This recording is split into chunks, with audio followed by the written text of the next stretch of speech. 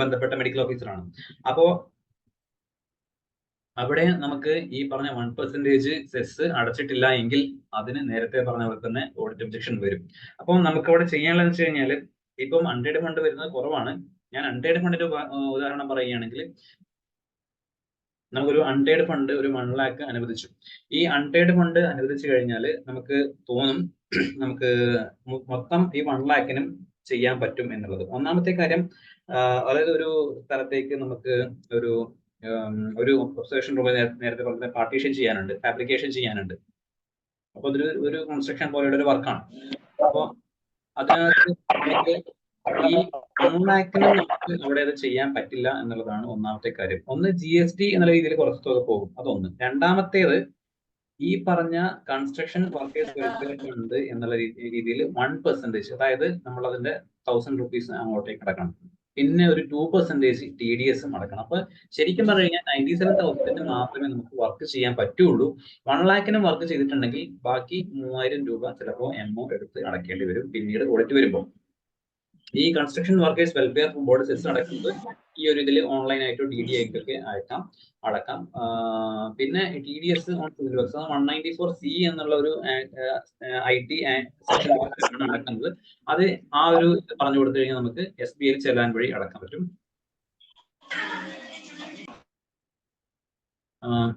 പിന്നെ ഇതാണ് നമ്മുടെ, ഇത് അത്രയും ക്ലിയർ ആയിട്ടുണ്ടാവില്ല എന്നുള്ളത് എനിക്കറിയാം, പക്ഷെ ഞാൻ ഇത്രയും പറയുന്നുള്ളൂ. ബാക്കിയുള്ള കാര്യങ്ങൾ നിങ്ങളൊന്ന് അന്വേഷിക്കുക. ഈ കൺസ്ട്രക്ഷൻ വർക്കേഴ്സ് വെൽഫെയർ ബോർഡ് സെസ്സും പിന്നെ TDS-ഉം.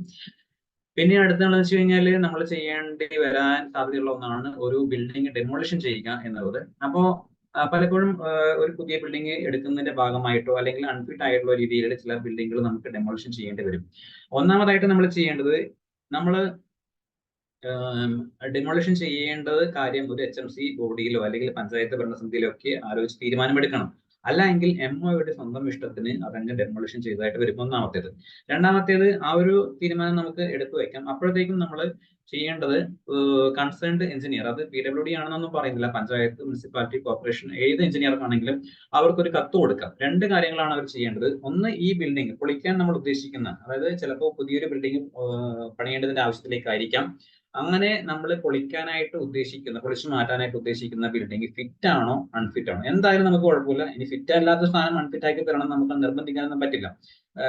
ജീവിച്ചിരിക്കുന്ന ഒരാളെ മരിച്ചു എന്ന് നമ്മൾ സർട്ടിഫിക്കറ്റ് കൊടുക്കാറില്ലല്ലോ. അതുപോലെ തന്നെ എഞ്ചിനീയറോടും പോയിട്ട് നമുക്ക് ഇത് അൺഫിറ്റ് ആണെന്ന് വരാൻ നമുക്ക് നിർബന്ധിക്കാനൊന്നും പറ്റില്ല. ഫിറ്റ് ആണോ അൺഫിറ്റ് ആണോ, ഒന്ന്. രണ്ടാമത്തേത്, KFC ഫോം 17 or 21 നമ്മളെ കണ്ടംനേഷൻ ചെയ്യുന്ന അതേ ഇതിൽ തന്നെ നമ്മളെ അതുപോലെ തന്നെ ഒരു ഫോർമാറ്റ് ആണ്. അതിനകത്ത് സർവേ റിപ്പോർട്ട് അഥവാ വാല്യുവേഷൻ സർട്ടിഫിക്കറ്റ്, ഇത് രണ്ടും തരാനായിട്ട് പറയുക.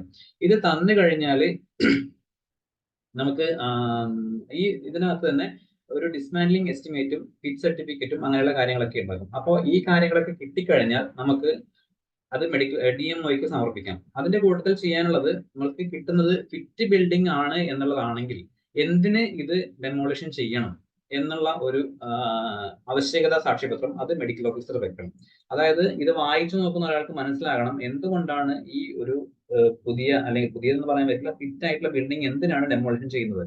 അപ്പൊ അതായത് ഈ ഭയങ്കരമായിട്ട് ആൾക്കാർക്ക് ആവശ്യമുണ്ട്, അപ്പോൾ ഒരുപാട് സേവനങ്ങൾ കൂടി വരികയാണ്, പുതിയ ബിൽഡിംഗ് ഉണ്ടാക്കണം എന്നൊക്കെ പറഞ്ഞിട്ടുള്ള കഥ നമുക്ക് അവിടെ എഴുതി പിടിപ്പിക്കാം. ആ ഒരു എസൻഷ്യാലിറ്റി സർട്ടിഫിക്കറ്റ് അതിന്റെ കൂടെ വെക്കണം. പിന്നെ ഈ കിട്ടിയ fit unfit certificate, valuation certificate, ഇതൊക്കെ നമുക്ക് DMOയിലേക്ക് അയക്കാം. DMO അത് DHSലേക്ക് അയക്കും. DHSൽ നിന്നും ഫിറ്റ് ബിൽഡിംഗ് ആണ് എങ്കിൽ ഗവൺമെന്റിൽ പോയി, അൺഫിറ്റ് ആണെങ്കിൽ DHS തന്നെ ഈ പെർമിഷൻ തരും. ആ പെർമിഷൻ നമുക്ക് കിട്ടിയതിനു ശേഷം മാത്രമേ നമ്മൾക്ക് ഈ ബിൽഡിംഗ് ഡെമോളിഷൻ ചെയ്യാൻ പാടുള്ളൂ. പിന്നെ അത് ശേഷം കുറെ കാര്യങ്ങളുണ്ട്. ഇത് മുഴുവനും ഈ ഒരു സെഷനകത്ത് അല്ലെങ്കിൽ ഈ സ്ലൈഡിനകത്ത് കൊടുത്തിട്ടില്ല. അതായത് ഇതിന്റെ പൈസ അടക്കേണ്ടത് എവിടെ, ഇതിന്റെ ബാക്കി കാര്യങ്ങളൊക്കെ എങ്ങനെ എന്നുള്ളത് അത് ഈ ലിങ്കിനകത്തുണ്ട്. അപ്പോൾ അത് കൂടുതൽ കാര്യങ്ങൾ ഇവിടെ പറയുന്നില്ല. പിന്നെ രണ്ടാമത്തേത്, നമുക്ക് ചെയ്യേണ്ട ഒരു പ്രൊസീജിയർ ആയിരിക്കാം മരം മുറിച്ച് നീക്കുന്നത്. മരം മുറിച്ച് നീക്കുമ്പോൾ നമ്മൾ ചെയ്യേണ്ട കുറച്ച് കാര്യങ്ങളുണ്ട്. മരം മുറിച്ച് നീക്കുന്നതിന് നമ്മൾക്ക് ട്രീ കമ്മിറ്റി ഉണ്ട്. പക്ഷെ ട്രീ കമ്മിറ്റി ചെയ്യുന്നത് ഭീഷണിയായിട്ടുള്ള മരത്തിന്റെ ശിഖരങ്ങളാണ് അവർക്ക് മുറിച്ച് നീക്കാനായിട്ട് സാധിക്കുന്നത്. അപ്പോൾ ആ ട്രീ കമ്മിറ്റി വെച്ച് ചെയ്യാം. പിന്നെ അല്ലാതെ നമുക്ക് ചിലപ്പോൾ ഈ പറഞ്ഞ പോലെ തന്നെ പലപ്പോഴും പുതിയ ബിൽഡിംഗ് ഉണ്ടാക്കുന്നതിന്റെ ഭാഗമായിട്ടായിരിക്കും മരം മുറിച്ച് നീക്കേണ്ടത്. അപ്പോൾ ശരിക്കും പറഞ്ഞു കഴിഞ്ഞാൽ അത്തരത്തിലുള്ള ഒരു മരം നമുക്ക് അങ്ങനെ വെറുതെ മുറിക്കാമെന്ന് ചോദിച്ചു കഴിഞ്ഞാൽ നമ്മുടെ മരത്തിന് ഒരു നമ്പറൊക്കെ ഇട്ട് ആർട്ടിയിൽ ഉണ്ടെങ്കിൽ മാത്രമേ നമുക്ക് ശരിക്കും പറഞ്ഞു കഴിഞ്ഞാൽ അതിനകത്തൊരു ലയബിലിറ്റി വരുന്നുള്ളൂ. പക്ഷെ അതേസമയം തന്നെ നമ്മൾക്കറിയാം നമ്മുടെ പല ഇതിനകത്തുള്ള മരങ്ങൾക്കും നമ്മൾ നമ്പറൊന്നുമില്ല. പക്ഷെ എന്നിരുന്നു കഴിഞ്ഞാലും അതിന് എന്തെങ്കിലും രീതിയിൽ ആരെങ്കിലും വിവരാവകാശമോ അല്ലെങ്കിൽ പരാതിയൊക്കെ കൊടുത്തു കഴിഞ്ഞാൽ നമ്മൾ പ്രൊസീജിയർ പാലിച്ചിട്ടില്ല എന്നത് വരും. അപ്പൊ പ്രൊസീജിയർ മുഴുവൻ ഞാൻ ഇവിടെ വിശദീകരിക്കുന്നില്ല. സോഷ്യൽ ഫോറസ്റ്റിന്റെ അടുത്ത് നിന്ന് അനുമതി വാങ്ങിക്കണം, അവർ വാല്യുവേഷൻ ചെയ്യണം, അതിനുശേഷം നമ്മൾ ലേലം വിളിക്കണം, അങ്ങനെയൊക്കെയുള്ള കാര്യങ്ങളാണ്. അതൊക്കെ ഈ ലിങ്കിനകത്തുണ്ട്. അപ്പൊ ആ കാര്യങ്ങൾ നിങ്ങൾ പോയി വായിക്കേണ്ടതാണ് നിങ്ങൾക്ക് ഈ മനംമുറിയുടെ പേരിലുള്ള ഓഡിറ്റ് ഇൻസ്ട്രക്ഷൻ ഒഴിവാക്കുന്നതിനായിട്ട്. രണ്ടാമത്തേത് ഈ ഒരു ലീവ് PGSRഷിപ്പ് തുടങ്ങിയതിന്റെ ലീവ് അപ്ലൈ ചെയ്യുന്നത് എങ്ങനെയാണെന്നുള്ളതാണ്. സർവീസിൽ ഇരിക്കുന്ന ആൾക്കാർ എങ്ങനെയാണ് ലീവ് അപ്ലൈ ചെയ്യുക എന്നുള്ളതാണ്. PGSRഷിപ്പ് അതൊക്കെ ചെയ്യണം എന്നുണ്ടെങ്കിൽ നമ്മൾ ആദ്യം തന്നെ DHSന്റെ NOC വാങ്ങിക്കണം. ആ NOC കിട്ടിയ ശേഷം മാത്രമേ നമ്മൾ റിലീവ് ആകാൻ പാടുള്ളൂ. NOC കിട്ടാതെ നിങ്ങൾ ആരെങ്കിലും റിലീവ് ആക്കുകയോ അല്ലെങ്കിൽ നിങ്ങൾ റിലീവ് ആയി പോവുകയോ ചെയ്യുകയാണെങ്കിൽ അതൊരു അൺഓതറൈസ്ഡ് ആബ്സെൻസ് ആയിട്ട് മാറും. അപ്പോൾ റിലീവ് ആയതിനു ശേഷം നമ്മൾക്ക് ലീവിന് അപേക്ഷിക്കാം. ലീവിന് അപേക്ഷിക്കുമ്പോൾ ഒരു ഡോക്യുമെന്റ് ഉണ്ട്, ഇത് നിങ്ങൾക്ക് അയച്ചു തരാൻ എത്തുന്നതിന്റെ കോപ്പി ഡൗൺലോഡ് ചെയ്തെടുക്കാം. ഈ പറഞ്ഞ കാര്യങ്ങളൊക്കെ വെച്ചിട്ട് വേണം നമ്മൾ ലീവിന് അപ്ലൈ ചെയ്യേണ്ടത്. ഇതൊക്കെ ആയിട്ട് നമ്മൾ ലീവിന് നമ്മുടെ സ്ഥാപനത്തിൽ ഇതിന് 4 കോപ്പി കൊടുക്കുക. അത് DMOയിലേക്ക് അയക്കും, DHSലേക്ക് അയക്കും. PG അല്ലെങ്കിൽ SRഷിപ്പിന്റെ ലീവ് എന്നുള്ളത് 6 മാസത്തിൽ കൂടുതലുള്ള ലീവാണ്. അത് ഗവൺമെന്റ് ആണ് പാസ്സാക്കേണ്ടത്. ഗവൺമെന്റ് പാസ്സാക്കി കഴിഞ്ഞാൽ ഗവൺമെന്റ് നിങ്ങൾക്ക് അയച്ചു തരില്ല. പകരം ഗവൺമെന്റിന് സൈറ്റ് ഉണ്ട്, ഈ ഓഫീസിന്റെ സൈറ്റ്, അതിനകത്ത് ഇടുവാണ് ചെയ്യുക. അപ്പൊ അതിനകത്ത് അത് വരും. അപ്പോ അത് വന്നു കഴിഞ്ഞ് അങ്ങനെ, അതായത് നമ്മൾ വിചാരിക്കാന്ന് വെച്ച് കഴിഞ്ഞാൽ PG ചെയ്യാൻ പോയി നമ്മൾ ലീവ് കൊടുത്തു, നമുക്ക് ലീവ് കിട്ടും, ഒരിക്കലും കിട്ടില്ല. അങ്ങനെയല്ല, ലീവ് വെറുതെ കിട്ടില്ല. നമ്മൾ ഇതിന്റെ പിറകെ പോയാലേ ഇത് ഗവൺമെന്റ് ജിയോ ആയിട്ട് വരണം എന്നുള്ള കാര്യം നമ്മുടെ മനസ്സിനകത്ത് ഉണ്ടാവണം. അതുപോലെ തന്നെ NOC വാങ്ങിക്കാതെ ഒരിക്കലും നമ്മൾ PGSRഷിപ്പ് ചെയ്യാൻ പാടില്ല എന്നുള്ളത് നമ്മുടെ മനസ്സിനകത്ത് ഉണ്ടാവണം. നമുക്കറിയാം പെട്ടെന്ന്, അതായത് നമ്മളെ അലോട്ട്മെന്റ് കിട്ടിക്കഴിഞ്ഞാൽ ഇന്ന ദിവസത്തിൽ ജോയിൻ ചെയ്യണം എന്നൊക്കെ ആയിരിക്കും വരിക. പക്ഷേ നിർബന്ധമായിട്ടും നമ്മൾ NOC വാങ്ങിച്ചിട്ടേ പോകാവൂ. പിന്നെ ഈ PGക്ക് പോയിട്ടുള്ള ആൾക്കാർ പിന്നെ ഈ ഭാഗത്തേക്ക് തിരിഞ്ഞു നോക്കാറില്ല.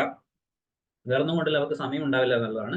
പക്ഷേ ഈ ലീവ് കൃത്യമായിട്ട് അയക്കുകയും, ലീവ് ഞാൻ പറഞ്ഞ പോലെ തന്നെ 6 മാസത്തിൽ കൂടുതലായതുകൊണ്ട് ഗവൺമെന്റ് ആണ് പാസ്സാക്കേണ്ടത്. ഗവൺമെന്റ് അത് പാസ്സാക്കി വന്നിട്ട് അത് ഉത്തരവായിട്ട് ഒരു ഗവൺമെന്റ് ഓർഡർ ആയിട്ട്, നിങ്ങളുടെ പേരിലുള്ള ഒരു ഗവൺമെന്റ് ഓർഡർ ആയിട്ട് വരുന്നുണ്ട് എന്ന് നിങ്ങൾ ഉറപ്പുവരുത്തണം. ഇല്ലെങ്കിൽ നിങ്ങൾക്ക് തിരിച്ചു വന്നു കഴിഞ്ഞാൽ ഇൻക്രിമെന്റോ സാലറി കിട്ടും, പക്ഷേ ഇൻക്രിമെന്റ് ഒന്നും കിട്ടൂല. അപ്പൊ അങ്ങനെയുള്ള ഒരു ബുദ്ധിമുട്ടുണ്ട്. പിന്നെ അതുപോലെ തന്നെ ഇത് സർവീസിൽ ഇരിക്കുന്നവര് ലീവ് പോകുന്ന സമയത്ത്, ലീവ് കഴിഞ്ഞിട്ട് അവർ തിരിച്ചു വരുമ്പോഴത്തേക്കും അവർക്ക് തിരിച്ച് ജോയിൻ ചെയ്യാനുള്ള ഒരു എലിജിബിലിറ്റി ഉണ്ട്. പക്ഷേ അവർ തിരിച്ച് കൃത്യമായിട്ട് ജോയിൻ ചെയ്യണമെങ്കിൽ ഈ റീസെന്റ് ആയിട്ടുള്ള ഒരു മുന്നത്തെ വർഷം ഇറങ്ങിയിട്ടുള്ള ഓർഡർ പറയുന്നത് നമ്മൾ 2 months മുന്നേ നമ്മുടെ DHSന് ഒരു ലെറ്റർ കൊടുക്കണം. അതായത് നമ്മളെ ലീവ് ഇന്ന പീരീഡിൽ തീരാൻ പോവുകയാണ്, അപ്പൊ നമ്മളെ കൃത്യമായിട്ട് ജോയിൻ ചെയ്യിപ്പിക്കണം എന്നുള്ള ലെറ്റർ കൊടുക്കണം എന്നാണ് ഈ ഫൈനാൻസിന്റെ ഒരു ഉത്തരവാണ്, അത് സർക്കുലർ ആണ് അതിനകത്ത് പറയുന്നത്. അപ്പോൾ അത് കൂടാതെ തന്നെ നമ്മൾ അങ്ങനെ കൊടുത്ത സാധനത്തിന്റെ ഒരു കോപ്പി എന്തായാലും നമ്മൾക്ക് വേണം. കാരണം ഇതിനകത്തുള്ള ഒരു പ്രശ്നം ഇപ്പൊ കുറച്ച് ആൾക്കാർ അനുഭവിക്കുന്നതാണ്. അതായത് 2 മാസം മുന്നേ അവർ ചിലപ്പോൾ അപ്ലിക്കേഷൻ കൊടുത്തിട്ടുണ്ടാവാം, കൊടുത്തിട്ടില്ലാതിരിക്കാം. ഒരു ജൂൺ 20-നാണ് അവർക്ക് റീജോയിൻ ചെയ്യേണ്ടതെങ്കിൽ ചിലപ്പോൾ അവരുടെ ഓർഡർ ചിലപ്പോൾ DHS അടിക്കുന്നത് അതിനുശേഷമായിരിക്കാം. അപ്പൊ ഒരു ജൂലൈ 1-നായിരിക്കും അവർ ജോയിൻ ചെയ്യുന്നത്. അങ്ങനെയാണെങ്കിൽ ആ 10 ദിവസം അവരെ ലീവ് തീർന്നു, അതായത് ഗവൺമെന്റ് അവരെ ലീവ് പാസ്സാക്കി ജൂൺ 19 വരെ.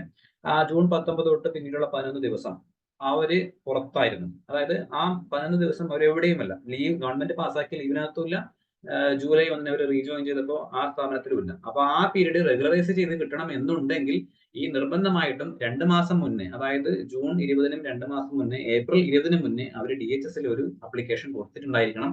ഒപ്പം തന്നെ അത് കൊടുത്തു എന്നുള്ളതിന്റെ പ്രൂഫ് വെക്കണം. ഇല്ലെങ്കിൽ അത് വലിയ ബുദ്ധിമുട്ടാകും. ഒരു കാര്യം കൂടിയുണ്ട്, ഈ പോകുന്ന സർവീസിൽ നിന്നും ലീവിൽ ഇത്തരത്തിൽ പോകുന്ന ആൾക്കാരൊക്കെ തന്നെ SLI, GAS ഇവയൊക്കെ ഉണ്ടായിരിക്കും. അപ്പൊ ഈ SLIയുടെ കാര്യം മറന്നുപോകാൻ പാടില്ല. തുടർച്ചയായിട്ട് നമ്മൾ 6 മാസം SLI അടച്ചിട്ടില്ല എങ്കിൽ അത് ലാപ്സ് ആകും. ആ തുക നഷ്ടപ്പെടില്ല, പക്ഷെങ്കിൽ ആ പോളിസി നമുക്ക് പിന്നെ കിട്ടില്ല. നമ്മൾ വേറൊരു പോളിസി നമ്മൾ എടുക്കേണ്ടി വരും. നേരത്തെ അടച്ച തുക നമുക്ക് നമ്മൾ റിട്ടയർമെന്റ് സമയത്തോ അല്ലെങ്കിൽ നമ്മുടെ പോളിസി മെച്ചൂർ ആകുന്ന സമയത്തോ നമുക്ക് കിട്ടും. SLI ആണെങ്കിൽ, SLI GAS ആണ് ഇതിനകത്ത് നമ്മൾ സ്ഥിരമായിട്ട് അടക്കുന്ന ഒരു കാര്യം വരുന്നത്. SLI ആണെങ്കിൽ നമുക്ക് 1 വർഷം വരെ മുൻകൂറായിട്ട് ഡിസ്ട്രിക്ട് ഇൻഷുറൻസ് ഓഫീസിൽ അടക്കാം. പക്ഷെ നമ്മുടെ അതുവരെ അടച്ച എല്ലാ എൻട്രിയും കംപ്ലീറ്റ് ആക്കിയിട്ട് അവിടെ കൊണ്ടുപോയാൽ മാത്രമേ അവരെ അത് എടുക്കുകയുള്ളൂ. ഞാൻ ഈ അടുത്ത് പോയതാണ്, പഴയ ഏതെങ്കിലും എൻട്രി ഞാൻ ലീവ് എടുത്തുകൊണ്ടല്ല, വേറൊരു കാര്യത്തിൽ കൊണ്ടുവന്നപ്പോഴാണ്. അപ്പോൾ അതുപോലെ തന്നെ അതിന്റെ ഫോട്ടോ കോപ്പിയും കൊണ്ടുപോകണം.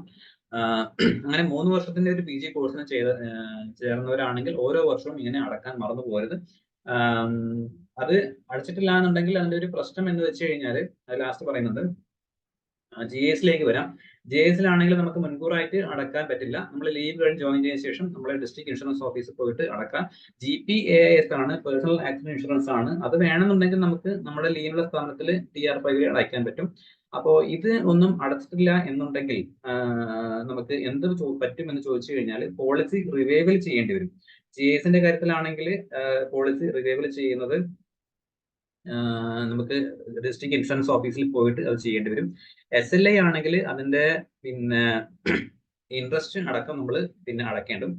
എപ്പോഴൊക്കെയാണ്? 6 മാസം വരെ. 6 മാസത്തിന് തുടർച്ചയായിട്ട് അടക്കുകയാണെങ്കിൽ പിന്നെ ആ സാലറി അത് ലാപ്സ് ആയതായിട്ടാണ് കണക്ക് കൂട്ടുക. പക്ഷേ ഒരു കാര്യമുണ്ട്, നമ്മുടെ സ്പാർക്ക് അക്കൗണ്ടിനകത്ത് ഈ ലാപ്സ് ആയ പോളിസിന്റെ അക്കൗണ്ട് നമ്പർ അതുപോലെ ഉണ്ടാകും. അപ്പൊ നമ്മൾ സാലറി ഡിഡക്ട് ചെയ്യുമ്പോൾ ആ ഡിഡക്ഷൻ ആയിട്ട് അതിനകത്തുനിന്ന് എമൗണ്ട് ഇപ്പം 500 1000 ആണെങ്കിൽ അതുപോലെ തുടർച്ചയായിട്ട് ഡിഡക്റ്റ് ആവുന്നുണ്ടാകും സ്പാർക്കിനകത്ത്. പക്ഷേങ്കിൽ ഒരിക്കലും അത് ഇൻഷുറൻസിൽ കയറുന്നുണ്ടാവില്ല. കാരണം ഇൻഷുറൻസ് ഓഫീസറുടെ ഇത് പ്രകാരം അത് ലാപ്സ് ആയ പോളിസിയാണ്. അപ്പോൾ എത്രയും പെട്ടെന്ന് അങ്ങനെ ലാപ്സ് ആവുകയാണെങ്കിൽ അത് റിവൈവ് ചെയ്യണം.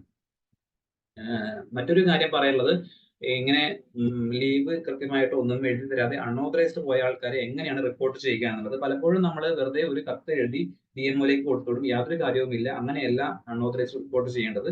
ഒരാള് ഈ തരത്തിൽ ജോലിക്ക് ഹാജരാകുന്നില്ല എന്ന് അറിയുകയാണെങ്കിൽ നമ്മൾ അവരെ ഒരു ഫോണിൽ വഴിയോ അല്ലെങ്കിൽ എന്തെങ്കിലും രീതിയിൽ ബന്ധപ്പെടാൻ ശ്രമിക്കുക. അപ്പൊ അയാള് ചിലപ്പോൾ എന്തെങ്കിലും അസുഖമായിട്ടോ അല്ലെങ്കിൽ ബന്ധുക്കളുടെ അസുഖം കാരണമായിരിക്കും. അങ്ങനെയാണെങ്കിൽ നമുക്കത് വരവ് വെക്കാൻ കുഴപ്പമില്ല, അയാൾക്ക് കുറച്ച് റിലാക്സേഷൻ കൊടുക്കാം. പക്ഷെ ഒരു കാരണവശാലും അയാളുടെ ലീവ് കൃത്യമായിട്ട് അയച്ചു തരാൻ പറഞ്ഞാൽ മതിയാവും, കുഴപ്പമില്ല. പക്ഷെ ഒരു കാരണവശാലും ജോലിക്ക് ഹാജരാകാൻ തയ്യാറായിട്ടുള്ള ഒരാളല്ല എങ്കിൽ നമുക്ക് അന്ന് തന്നെ അയാൾക്ക് രേഖാമൂലം ഒരു കത്ത് അയക്കണം. ഇത് രേഖാമൂലം അയക്കുക എന്നുള്ളത് വളരെ പ്രാധാന്യമുള്ളതാണ്. കാരണം നമ്മൾ പിന്നീട് കഷ്ടപ്പെട്ട് അൺഓതറൈസ്ഡ് റിപ്പോർട്ട് ചെയ്യും. പിന്നീട് അയാള് അൺഓതറൈസ്ഡ് പോയ ആള് വലിയ കാര്യത്തിൽ കോടതിയിൽ പോകും. അപ്പോൾ കോടതിയിൽ പോകുമ്പോൾ ചിലപ്പോൾ ഇവിടെയും നമുക്ക് അറിയാം, കോടതി പോകുമ്പോൾ പലപ്പോഴും ജീവനക്കാരുടെ ഭാഗമാണ് പരിഗണിക്കുക. ഇയാളെ അറിയിക്കാത്തത് കൊണ്ടാണ് എന്നൊക്കെ അയാൾ പറഞ്ഞു കളയും. അപ്പൊ അയാളെ അറിയിച്ചിരുന്നു, നിങ്ങളെ തിരിച്ച് ജോയിൻ ചെയ്യണം, ഇല്ലെങ്കിൽ നിങ്ങളെ ഇത് അൺഓതറൈസ്ഡ് റിപ്പോർട്ട് ചെയ്യുമെന്ന് അയാളെ അറിയിച്ചിരുന്നു എന്നുള്ളതിന് നമുക്ക് തെളിവ് വേണം. അതിനുവേണ്ടി നമ്മൾ രജിസ്റ്റേർഡ് ആയിട്ട് തന്നെ കത്തയക്കണം. അപ്പൊ ആ കത്തിനകത്ത് ഈ കത്ത് ലഭിച്ച് 2 പ്രവൃത്തി ദിവസത്തിനുള്ളിൽ ജോലിയിൽ ഹാജരാകണം എന്നൊക്കെ എഴുതിയിട്ട് അതിന്റെ രജിസ്റ്റേർഡ് ആയിട്ട് അയക്കുക. അതിന്റെ കൂടെ തന്നെ ഒരു അക്നോളജ്മെന്റ് കാർഡും കൂടെ വെച്ചിട്ട് അയക്കുക. ആ AD കാർഡ് നമുക്ക് മടങ്ങി വരും. ആ മടങ്ങി വന്നു കഴിഞ്ഞാൽ നമുക്ക് അൺഓതറൈസ്ഡ് റിപ്പോർട്ട് ചെയ്യാം. അതിന്റെ ഒരു പ്രൊഫോമ ഉണ്ട്. ഈ പ്രൊഫോമ കാണുവാൻ ഈ ലിങ്കിൽ ക്ലിക്ക് ചെയ്താൽ മതി. ആ പ്രൊഫോമയുടെ 4 കോപ്പി ഹാർഡ് കോപ്പി ആയിട്ട് DM ഓഫീസിൽ എത്തിക്കാം. അങ്ങനെ ഒരു അൺഓതറൈസ്ഡ് റിപ്പോർട്ട് ചെയ്ത് കഴിഞ്ഞാൽ പിന്നെ ഇയാൾ വന്നു കഴിഞ്ഞാലും ഇയാൾ അവിടെ കിട്ടാൻ പാടില്ല. പിന്നെ അടുത്തുള്ളതാണ്, അവസാനമായിട്ട് പറയാനുള്ളതാണ്, ചാർജ് ഹാൻഡ് ഓവർ ചെയ്യുമ്പോൾ ശ്രദ്ധിക്കാനുള്ള കാര്യങ്ങൾ. നമ്മൾ പലപ്പോഴും ചാർജ് ഹാൻഡ് ഓവർ എന്ന് പറഞ്ഞാൽ നമ്മുടെ മനസ്സിനകത്തുള്ളത് RTC അങ്ങ് ഒപ്പിട്ട് കൊടുക്കുക എന്നുള്ളതാണ്. RTCയുടെ കാര്യമല്ല പറയുന്നത്. RTC ഒപ്പിട്ട് കൊടുത്തു കഴിഞ്ഞാല് സാലറി കിട്ടുള്ളൂ, അതല്ല. പക്ഷെ നമ്മൾക്ക് ലയബിലിറ്റി വരാതിരിക്കാനുള്ള ഒരു കുറച്ച് കാര്യങ്ങളാണ് ഇത്. ഒരു ടെക്നിക്കൽ അസിസ്റ്റന്റ്മാര് 2 പേര്, അതായത് ഒരാള് റിലീവായി പോയി, മറ്റേ ആൾക്ക് ചാർജ് കൊടുത്തതാണ്.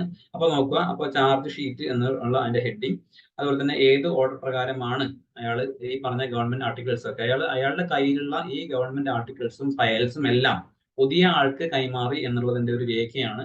അപ്പോൾ സീരിയൽ നമ്പർ, ഐറ്റംസ് ഏതൊക്കെയാണ്, അയാൾ റീവോൾവിംഗ് ചെയർ അയാളുടെ സ്റ്റോക്കിനകത്തുണ്ട്, സ്റ്റീൽ കമ്പ്യൂട്ടർ ടേബിൾ ഉണ്ട്, ലാപ്ടോപ്പ് ഉണ്ട്. അപ്പൊ അങ്ങനെയുള്ള കാര്യങ്ങളൊക്കെ എത്ര എണ്ണമാണ്, അപ്പൊ അത് ആ രീതിയിലുള്ള കാര്യങ്ങളൊക്കെ പുതിയ ആൾക്ക്, ഈ പറഞ്ഞ ആള് ഹാൻഡ് ഓവർ ആയിട്ടുള്ള ആള് എഴുതി ഒപ്പിട്ടു, ആ പുതിയ ആൾക്ക് കൈമാറി എന്നുള്ളതിന്റെ ഒരു കോപ്പിയാണ്. 2 കോപ്പി വേണം, ഒന്ന് പഴയ ആൾക്കും ഒന്ന് പുതിയ ആൾക്കും സൂക്ഷിക്കാനായിട്ടുള്ളത്. നമ്മൾ MOമാരിത് ചെയ്യുമ്പോൾ അതിനകത്ത് ബാങ്ക് അക്കൗണ്ട്സ്, പോർട്ടൽ IDയുടെ പാസ്വേഡ് ഇതൊക്കെ ആയിട്ട് ചെയ്യുക. ഇനി ഇത് ചെയ്തിട്ടില്ല എങ്കിൽ ഒരു പ്രശ്നമുണ്ട്. 3 മാസം കഴിഞ്ഞു കഴിഞ്ഞാൽ ഓട്ടോമാറ്റിക് ആയിട്ട് പുതിയ ആൾക്ക് ചാർജ് അസ്യൂം ചെയ്യും. അതായത് ഈ പറഞ്ഞ കാര്യങ്ങളൊക്കെ ചിലപ്പോൾ ഈ പറഞ്ഞ ലാപ്ടോപ്പ് ഒന്നും വർക്കിംഗ് ആയിരിക്കില്ലായിരിക്കും ചിലപ്പോൾ. അപ്പോൾ വർക്കിംഗ് ആണോ എന്ന് നോക്കിയിട്ട് ചാർജ് എടുക്കേണ്ടത് ഈ പുതിയ ആളുടെ